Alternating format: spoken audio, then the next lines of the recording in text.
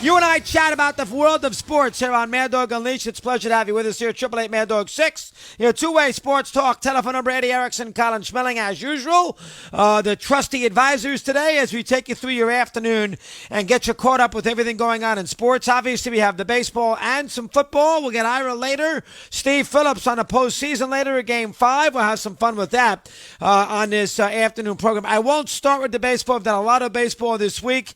It's almost, I feel like I'm a lone wolf out there doing baseball. It gets such little publicity, and I feel like I love it anyway, but I almost feel like at times I go out of my way to promote it, but today I won't. I'll let Steve and I will carry that, and we'll go through the postseason here with Steve, that a little later on, and Ira, of course, will be busy today. Brady, and of course, the Gruden stuff, and away we go. A lot to do on that as we start. I did not do a lot of Gruden in the last 2 days because I was wrapped up on other things, and I just hate when these kind of stories develop, and of course it's sort of outside of the sports realm, so I didn't want to. I said I didn't want to do it, but I had an excuse not to do it with with the Rays and the Red Sox and the White Sox and the Dodgers Giants and the NFL and all those kinds of things. Monday with the National Football League. So, but today I'll lead with it. I'll get some thoughts out there. You guys can comment about what you want to comment. I'll do a full range. I'll give you everything I can give you here in these first 15 minutes, and away we go. First off, we all know that Gruden has to go. I mean, I don't think anybody in their right mind in America is going to defend Gruden. I mean, obviously, he was maybe going to get away with it on the first thing he said about DeMaurice Smith, but the second batch of emails, and we'll get to that, how that came about. We'll get to that a little later on. But the second batch of emails did him in. So as a result of that, nobody in America is going to defend Gruden. He's got to leave, has to be fired. Tough, no second chances. These emails are going on for a long time. You'd have to be, suicidal career-wise to even try to make it a case to keep Gruden around. But the one that keep Gruden around and, say the apology is enough. But the one thing I'm going to do here right now is that people may not like, but I'm going to do it. I actually feel sorry for Gruden. And I really do. I mean, again, what he did was deplorable, and out he goes, repugnant. But I actually think that, Gruden is not a terrible guy, and I don't know him at all. So the idea that this is a friend or this is somebody who goes, I wouldn't know him if he fell on me. I mean, he wouldn't know me. Is the better way to explain it. But I actually feel sorry for him. The guy was in football for a very, very long time. He coached many of African-American player. I mean, he has a openly gay player on his team right now. I actually feel bad for him. I really do. And I know he probably didn't treat my old buddy McDonough great on the ABC or the ESPN Monday Night Crew after Tirico left. But I think that, right now, his life's over. I mean, let's be honest. His whole life has been football, and he's never going to work again. I mean, not that he has to. He's got all this money coming to him. And they'll come up with some sort of settlement on the remaining whatever he's got left. $60 million left in his contract. They'll come up with some sort of settlement there. But his life is over. And, you can give all the money. What are you going to do? Live on a desert island for the rest of your life? You can give him all the money in the world. He's a football coach. And I'm not saying he deserves to be a football coach after this, because he obviously, this is deplorable. It has to go. But I feel bad for him. And I feel, and again, I don't know him, but I honestly don't think, I'm not going to read his mind, so I'm not going to say what he thought. These emails were going on for a long time, but I mean, he was in the NFL for a lot of years. So for me to think that, he treated people horrifically and was a terrible guy and everything else and led all these terrible biases, I have trouble believing that. But my overall theme right now is I actually feel bad for him. And the last thing I'm going to do, and like Keyshawn did, and I'm down on Keyshawn, the last thing I'm going to do is go out there and kick Gruden. I don't care how much Keyshawn doesn't like him. The last thing I'm going to do is destroy Keyshawn and say, what a phony, or destroy Gruden, what a phony, what a fraud. I knew this 17 years ago. I don't want, come on, stop, please. I don't want to hear it. Go get a rating. That's what Keyshawn should be. Go get that morning radio show of yours, get some ratings. That's what he should be concerned about. And I'm not trying to say he doesn't have to harbor those feelings about Gruden, but to make him public in such a nasty way a day after the man, I mean, listen, nobody's defending him, but to me that was unbecoming. I mean, I think there's a point of no return with the guy. He's dead and buried. He's a dead carcass on the side of the road, and you're going to go out there and you're going to kick and scream on all these platforms. He is the worst guy in America. Could have told you this 15 years ago. I can't stand him. Glad he's gone. Really? That's how you want to do this? That to me, I don't know. I had trouble with that. So that's the first thing. Second thing is the idea now, and Dan Wolken wrote about this in USA Today, and I read him a little bit. I think he's okay. He's a decent sports fan, a little bit. But now he's killing Tirico and Dungy on Sunday night with the Gruden stuff there on NBC. I mean, he did that today about how they should know better. I mean, what a joke. I mean, they got to, they owe everybody an apology for defending Gruden and everything. What did you want Tirico and Dungy to do on Sunday night? He coached the game Sunday afternoon. We didn't know about the second group of emails. They had an hour time to fill because of the lightning delay. And I'm assuming this is when they got into this. They had an hour lightning. They had the Chief Bills game and didn't do anything. They had to go to the booth for an hour and 15 minutes. Gruden and Dungy have a relationship, and obviously, with the team's got something to do with it. And Tirico and Gruden were buddies for 7 years in that booth. They loved each other. Best friends. And that's part of the reason why the Gruden-McDonough thing didn't work out, because Tirico left to go to NBC, and then, McDonough got in there, and Gruden didn't want anything to do with McDonough. But, I mean, geez, what did you want Mike and Dungy to do? Do what Keyshawn did? And basically destroy him on national TV after he got... No, you can't do that. And again, Wolken's a writer who's got, hours. He can edit his stuff. These guys are doing it live on television. I mean, there's no edit button. There's no delay. There's no, let me write it, let me look at it for 5 hours, and then I write it again and look at it for 5 hours. It's much harder to do that live extemporaneously on television than it is to write a newspaper column. And I'm not knocking a guy writing a newspaper column, but don't compare it to doing live television in front of America with a hot story. That's not the same. I'm sorry. Never will, never was, never will be. That's why the guys get paid $10 million a year, and you don't. It's not the same.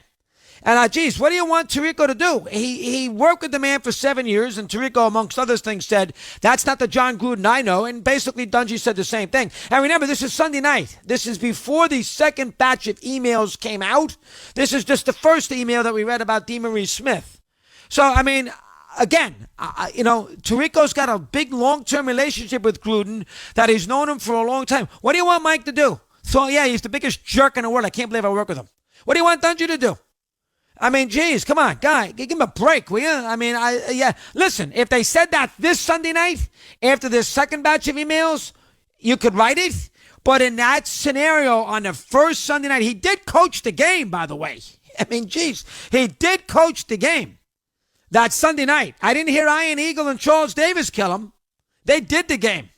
They didn't kill him. They didn't say, why is Gruden coaching this game? They just did the game. Tirico and Dungy, I mean, they're football guys. I mean, I was a little rough. I thought that was number two that I wanted to get into. And number three is Davis, the Raider owner. I mean, as Peter King told us yesterday, and he wasn't 100% sure, but it has been verified. I mean, Davis knew about this on Friday, and not just about the first email. He knew about all these emails. So the question you have to ask Davis is, why would you allow Gruden to coach the game on Sunday if he knew all about these emails? He got the whole batch of them. Well, how in the world did you let him coach 2 days later? I don't understand that. And then only after the New York Times, probably through the NFL, we'll get to that in a minute, leaked out the second group of emails that you go out there and you fire him on Monday night. I mean, where were you? Why did you let him coach the game? I don't understand. I mean, how, if you had all this email information, which he did have on Friday night, and, you had a short statement, but then he coaches the game against the Bears. I mean, that to me, I know Davis loves Gruden. We all know that. He gave him a $100 million contract, 10-year deal. So we all know his infatuation with him because he coached him when he was, we all know that scenario. But, I mean, geez, that is that to me, he looks terrible. I mean, I can't listen to Mark Davis tell me about, how he's this, that, and the other in Vegas, and he's pro the people and, pro every community. Well, hold on now, Mark. You had the information on Friday. You didn't do anything at all, and Gruden coached the game on Sunday. So don't sit there and tell me about how you're holier than thou. That doesn't work. That's number three. And number four, the NFL. The NFL's got to answer these questions. How does the NFL somehow leak, and it's the NFL doing it. How does the NFL, there's a lot of people in the NFL who saw these emails. I mean, they got lawyers, the staff, Goodell, there's 100,000 people in the NFL who were aware of these Gruden emails. So how in the world did we not know, and this is what Peter said yesterday, it's a good point, how in the world did we not learn anything about Daniel Snyder, but out of 650,000 emails, the only thing we got out of it, now we got a little Adam Schefter, that in a sec, only thing we got out of it was Gruden. So let me guess. So I mean, that's really. I mean, they wanted Gruden the hell out of there in the worst way. And I know the Raiders and the NFL don't have a good relationship. They don't like the Davis family. And Gruden said some things about Goodell in the past. I understand that. Probably aggravated when he was doing the games on ESPN. But so the NFL reads 650,000 emails about the Washington and quote unquote the toxic relationship that they had in their organization. They fine them $10 million, and they do it at the Hall of Fame weekend. And then a month later, what gets leaked out is Jon Gruden? Really? I mean, that's collateral damage. Where are the other emails? So in other words, out of all this work that you've done with Washington, which is far more significant than what Gruden said, I mean, this is an organization with an owner. Gruden is one guy with Bruce Allen. But out of all this stuff that you came up with, 650,000 emails, the only thing we didn't know about Spygate when the Patriots cheated. We weren't allowed to look at those tapes. We haven't been able to figure out anything going on here with what's going on with Daniel Snyder. So all we have learned is that you leaked it to the Wall Street Journal and B, the New York Times. Look at Gruden. Let's get him the hell out of here. And don't sit there and tell me that it wasn't the NFL, because the NFL, if it was somebody else, they're not leaking it to the Wall Street Journal and the New York Times. Those are two huge established papers. Those are bedrock community information vehicles, and that is where the NFL is going to go when they want to leak a story. Because they're not going to TMZ, all right? They're going to the Wall Street Journal. Oh, that didn't do it? Davis still has him as a coach. Let's get it out there right now to the New York Times. That should finish him. But the NFL can't sit there and say, okay, we got Gruden, there you go, leave me alone now. Well, let Snyder walk, and then Snyder sits there and he gets a $10 million fine.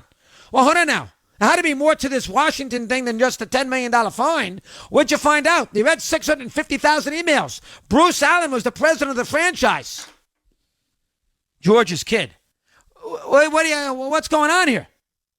How come I have all this on Gruden other than anybody else?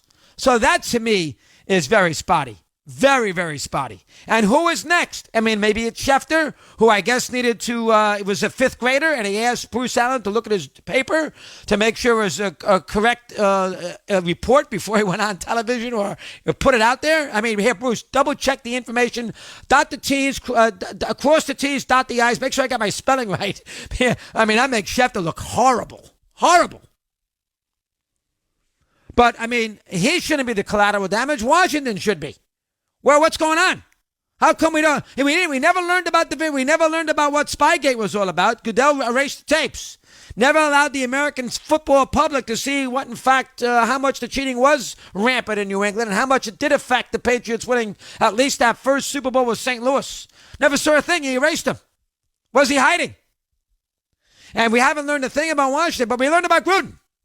Emails from a 7-year period, we got him out. Fine. You wanted to nail Gruden, you nailed him. Rightfully so. You nailed him. But what's going on, though? What happened to Snyder? Well, we protect Snyder because he's an owner, and you can't get him to sell the team, and he bought out the minority partners, but we're going to bury a football coach with the Raiders. Is that what we're going to do here?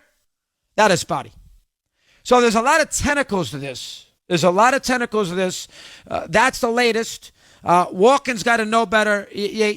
On television live on Sunday night, when we only, with what the information they had, Wolken writes this USA Today thing on Wednesday,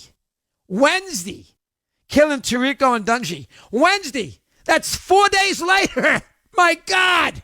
4 days. Why didn't he write this on Monday if he was so upset? Well, he didn't write it on Monday because we didn't have the second batch of emails then. So he writes it on Wednesday. Boy, that is really Monday morning quarterbacking there. Give Tirico and Dungy a break. My goodness gracious. Give him a break. Mark Davis needs an explanation. I know, listen, he met the media today. He said basically nothing at all. Mayock now has 51% control of the team compared to the 49% that he had with Gruden. Now he has the final say of what's going on at 51%. So if there's a dispute with the new coach, he makes the call. We learned that from Davis today. That's basically about it. The question I have for Davis, Mark, you knew all this on Friday. Why did he coach the game Sunday? How do we not have that answer yet? Because you could make a case after the initial apology seemed heartfelt. Who knows? But after the initial apology with DeMaurice Smith, you can't allow him to coach the game Sunday. But after the second group of emails, he should never have allowed to be. He should have been gone right on the spot. And we didn't get that information from the Raider owner. And again, listen, when a man is finished in his career, finished in his career, finished, and rightfully so, you lay low. He didn't murder anybody. You lay low. You lay low. And by the way, if Tampa wants to make a big deal about taking Gruden off the Ring of Honor and make a big look at the Glazers and blah, blah, blah, blah, blah, blah, here's what I want him to do. Go to Canton and take OJ's bus the hell out of the room. You're going to go make a big deal about that? Fair enough. All right, I take it off. You're an owner. Have the guts. Show some courage. Go to Canton and tell David Baker, outside of telling him to put Cosell and Brent in the Hall of Fame, go tell David Baker, Dave, you know what? I'm an owner. This is disgusting. OJ should not have a bust in the Hall of Fame. Get rid of it. Do that. We'll take a break. That should get you started. 17 after the hour, we continue. We're at Mad Dog Unleashed.